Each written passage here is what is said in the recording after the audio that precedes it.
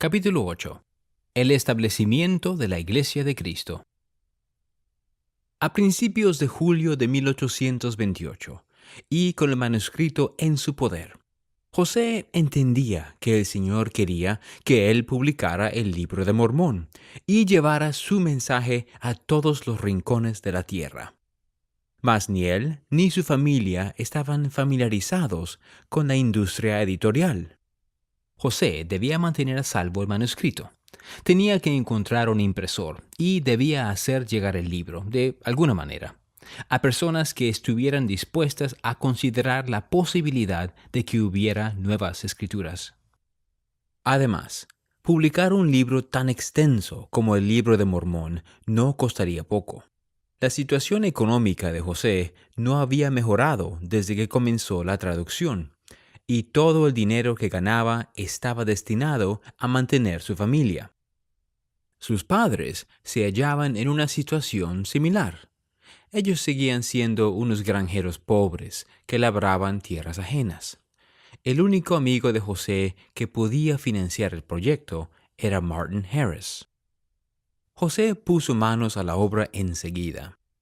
Antes de finalizar la traducción, él había solicitado los derechos de autor del libro para proteger el texto de cualquiera que pudiera robarlo o plagiarlo. Con la ayuda de Martin, José comenzó a buscar un impresor que aceptara publicar el libro. Primero, acudieron a Egbert Grandin, un impresor de Palmira que tenía la misma edad que José. Grandin rechazó la propuesta de inmediato, pensando que el libro era un fraude. José y Martin siguieron buscando con determinación, y en una ciudad cercana hallaron a un impresor que estaba dispuesto a hacer el trabajo. Pero antes de aceptar su oferta, regresaron a Palmira y le preguntaron a Grandin una vez más si deseaba publicar el libro. Esta vez, Grandin estuvo más dispuesto a aceptar el proyecto, pero quería que se le pagase $3,000 para imprimir y encuadernar 5,000 ejemplares antes de siquiera empezar a trabajar. Martin había prometido que ayudaría a cubrir los costos de impresión, pero se dio cuenta de que para reunir tal cantidad de dinero debía hipotecar su granja. Era una carga enorme para Martin, pero él sabía que ningún otro amigo de José podía ayudarlo con esa cantidad de dinero. Afligido, Martin comenzó a cuestionarse si era prudente financiar el Libro de Mormón. Él tenía una de las mejores granjas de la región. Si hipotecaba sus tierras, se arriesgaba a perderlas. La riqueza que había acumulado durante toda su vida podía desaparecer en un instante si el Libro de Mormón no se vendía. Martin compartió su preocupación con José y le pidió que procurara una revelación para él. En respuesta, el Salvador habló del sacrificio que él hizo para hacer la voluntad de su Padre sin importar el costo. Él describió su sufrimiento supremo al pagar el precio por el pecado, a fin de que todos puedan arrepentirse y ser perdonados. Luego, mandó a Martin que sacrificara sus propios intereses para llevar a cabo el plan de Dios. «Te mando no codiciar tus propios bienes», dijo el Señor, «sino dar liberalmente de ellos para imprimir el Libro de Mormón». El Señor le aseguró a Martin que el libro contenía la verdadera palabra de Dios y que ayudaría a la gente a creer en el Evangelio. Aunque sus vecinos no entendían su decisión, Martin obedeció al Señor e hipotecó su granja para garantizar el pago.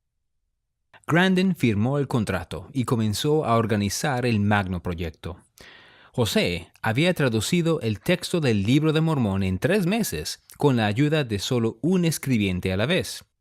A Grandin y a sus 12 ayudantes les llevaría 7 meses imprimir y encuadernar los primeros ejemplares de una obra de 590 páginas. Habiendo contratado a un editor, José regresó a Harmony en octubre de 1829 para trabajar en su granja y estar con Emma. Mientras tanto, Oliver, Martin y Hiram supervisarían la impresión y mantendrían a José informado del progreso de Grandin, recordando la desesperación que había sentido cuando perdió las primeras páginas de la traducción. José le pidió a Oliver que copiara el manuscrito del Libro de Mormón página por página, a fin de crear un duplicado para entregar al impresor, quien añadiría la puntuación y dispondría los caracteres tipográficos. Oliver disfrutó la tarea de copiar el libro, y las cartas que escribió en esa época estaban impregnadas del lenguaje del libro, haciendo eco de las palabras de Nephi, Jacob y Amulek del Libro de Mormón. Oliver le escribió a José acerca de la gratitud que sentía por la expiación infinita de Cristo. «Cuando empiezo a escribir sobre las misericordias de Dios», le dijo a José, «no puedo parar, y el tiempo y el papel me son insuficientes». Ese mismo espíritu atrajo a otras personas al Libro de Mormón mientras se estaba imprimiendo. Thomas Marsh, que había sido aprendiz de impresor, había intentado hallar su lugar en otras iglesias, pero ninguna de ellas parecía predicar el evangelio que él encontraba en la Biblia. Él creía que pronto se organizaría una iglesia nueva que enseñaría la verdad restaurada. Aquel verano, Thomas se sintió guiado por el Espíritu a viajar cientos de kilómetros desde su casa en Boston hasta el oeste del estado de Nueva York. Permaneció en la región unos 3 meses antes de iniciar el regreso a casa, sin saber por qué había viajado tan lejos. Sin embargo, en una parada que hizo en el camino, la mujer que lo hospedó le preguntó si había escuchado acerca del Libro de Oro de José Smith. Tomás dijo que no, y sintió la impresión de que debía averiguar más. La mujer le dijo que debía hablar con Martin Harris, y le indicó que fuera a Palmyra. Thomas se dirigió hacia allá inmediatamente y encontró a Martin en la imprenta de Grandin. El impresor le dio 16 páginas del Libro de Mormón, y Thomas se las llevó a Boston, ansioso por compartir con su esposa Elizabeth las primeras sensaciones de aquella nueva fe. Elizabeth leyó las páginas y también creyó que eran la obra de Dios. Aquel otoño, mientras los impresores hacían progresos constantes con la impresión del Libro de Mormón, un antiguo juez llamado Abner Cole empezó a publicar un periódico en la imprenta de Grandin.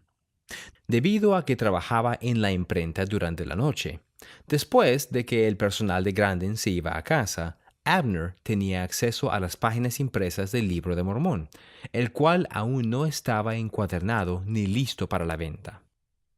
Pronto comenzó Abner a burlarse de la Biblia de Oro en su periódico, y durante el invierno publicó fragmentos del libro acompañados de comentarios sarcásticos. Cuando Hiram y Oliver se enteraron de lo que Abner estaba haciendo, lo confrontaron. «¿Qué derecho tiene a imprimir el Libro de Mormón de esta manera?», le reclamó Hiram. «¿No sabe usted que tenemos los derechos de autor?». «No es asunto suyo», dijo Abner. «He contratado la imprenta e imprimiré lo que me plazca». «Le prohíbo imprimir cualquier otra parte del libro en su periódico», le dijo Hiram. «No me importa», respondió Abner. Sin saber qué hacer, Hiram y Oliver mandaron a avisar a José en Harmony, quien regresó a Palmyra de inmediato. José halló a Abner en la oficina de la imprenta, hojeando su propio periódico. «Parece que está trabajando duro», comentó José. «¿Cómo le va, señor Smith?», contestó Abner secamente. «Señor Cole», dijo José, «el Libro de Mormón y el derecho de publicarlo me pertenecen, y le prohíbo que se entrometa». Abner se quitó bruscamente el abrigo y se arremangó la camisa. «¿Quiere pelear, señor?», vociferó, juntando los puños. «Si quiere pelear, adelante». José sonrió. «Es mejor que se ponga el abrigo», le dijo. «Hace frío, y no voy a pelear con usted. Pero usted debe dejar de imprimir mi libro», prosiguió con calma. «Si usted cree que es más hombre que yo», dijo Abner, Quítese el abrigo y compruébalo. Existen las leyes, respondió José, y usted va a descubrirlo si es que no lo ha sabido hasta ahora. Pero yo no pelearé con usted, porque no serviría de nada. Abner sabía que estaba violando la ley. Se tranquilizó y dejó de imprimir fragmentos del Libro de Mormón en su periódico. Solomon Chamberlain, un predicador que iba camino a Canadá, escuchó hablar de la Biblia de oro por primera vez de boca de una familia con la que se hospedó cerca de Palmira. Al igual que Thomas Marsh, había ido de iglesia en iglesia a lo largo de su vida, pero no se sentía satisfecho con lo que había visto. Algunas iglesias predicaban principios del Evangelio y creían en los dones espirituales, pero no tenían profetas de Dios ni su sacerdocio. Solomon sentía que se aproximaba el tiempo en que el Señor establecería su iglesia. Cuando la familia le habló a Solomon acerca de José Smith y las planchas de oro, se sintió electrizado de pies a cabeza y tomó la determinación de encontrar a los Smith y averiguar más acerca del libro. Se dirigió a la casa de la familia Smith y halló a Hiram en la puerta. «La paz esté en esta casa», dijo Solomon. «Espero que haya paz», respondió Hiram. «¿Hay alguien aquí que crea en visiones o revelaciones?» «Sí», contestó Hiram. «Todos en esta casa creemos en visiones». Solomon le relató a Hiram una visión que había visto hacía años. En ella, un ángel le había dicho que Dios no tenía una iglesia sobre la tierra, pero que pronto establecería una que tendría el mismo poder que la iglesia de los apóstoles de antaño. Hiram y el resto de la familia comprendieron lo que Solomon decía y le expresaron que compartían sus creencias. «Desearía que compartieran conmigo algo de lo que han descubierto», expresó Solomon. «Creo que puedo aceptarlo». Hiram lo invitó a hospedarse en la granja de los Smith y le mostró el manuscrito del Libro de Mormón. Solomon lo estudió por 2 días y acompañó a Hiram a la imprenta de Grandin, donde uno de los impresores le entregó 64 páginas impresas. Con las páginas sin encuadernar en su poder, Solomon prosiguió su viaje a Canadá, predicando a lo largo del camino todo lo que sabía acerca de la nueva religión. Para el 26 de marzo de 1830, se habían encuadernado los primeros ejemplares del Libro de Mormón y estaban a la venta en la planta baja de la oficina de la imprenta de Grandin. Estaban encuadernados firmemente con cuero de becerro y olían a cuero, pegamento, papel y tinta. Las palabras Libro de Mormón aparecían en el lomo en letras doradas. Lucy Smith atesoraba las nuevas escrituras y las veía como una señal de que Dios pronto recogería a sus hijos y restauraría su antiguo convenio. La portada declaraba que el propósito del libro era manifestar las grandes cosas que Dios había hecho por su pueblo en el pasado, extender las mismas bendiciones a su pueblo hoy en día y convencer a todo el mundo de que Jesucristo era el Salvador del mundo. Al final del libro se encontraban los testimonios de los 3 testigos y de los 8 testigos, quienes declaraban al mundo que habían visto las planchas y que sabían que la traducción era verdadera. A pesar de esos testimonios, Lucy sabía que algunas personas pensaban que el libro era una ficción. Muchos de sus vecinos creían que tenían suficientes escrituras con la Biblia y no concebían que Dios hubiera bendecido con su palabra a más de una nación. Ella sabía, además, que algunas personas rechazaban su mensaje porque creían que Dios había hablado una vez al mundo y ya no volvería a hacerlo. Por esas y otras razones, la mayoría de la gente de Palmira no compró el libro. Sin embargo, algunos estudiaron sus páginas, sintieron el poder de sus enseñanzas y se arrodillaron para preguntarle al Señor si era verdadero. Lucy sabía que el Libro de Mormón era la palabra de Dios y deseaba compartirlo con los demás. Casi inmediatamente después de publicarse el Libro de Mormón, José y Oliver hicieron preparativos para organizar la Iglesia de Jesucristo. Unos meses antes, Pedro, Santiago y Juan, apóstoles del Señor en la antigüedad, habían aparecido ante ellos y les habían conferido el sacerdocio de Melquisedec, tal como Juan el Bautista había prometido. Esa autoridad adicional les permitía a José y a Oliver conferir el don del Espíritu Santo sobre aquellos que bautizaran. Adicionalmente, Pedro, Santiago y Juan los ordenaron a ellos como apóstoles de Jesucristo. Por esos días, mientras se hospedaban en la casa de los Whitmer, José y Oliver habían pedido en oración más conocimiento sobre esa autoridad.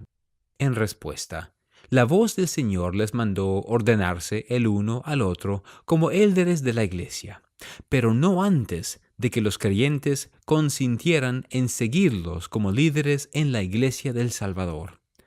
Se les dijo también que debían ordenar a otros oficiales de la iglesia y conferir el don del Espíritu Santo a quienes habían sido bautizados.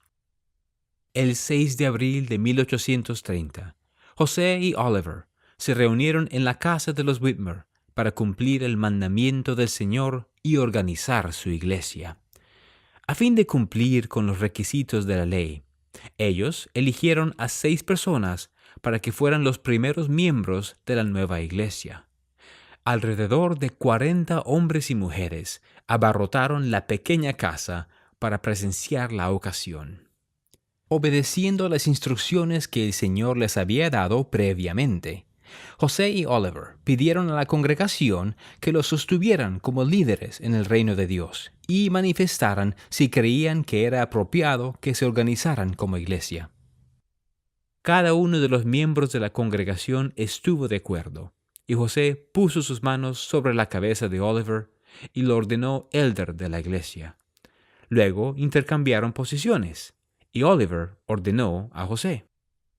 Entonces, administraron el pan y el vino de la Santa Cena en memoria de la expiación de Cristo. Luego pusieron sus manos sobre la cabeza de aquellos que habían bautizado.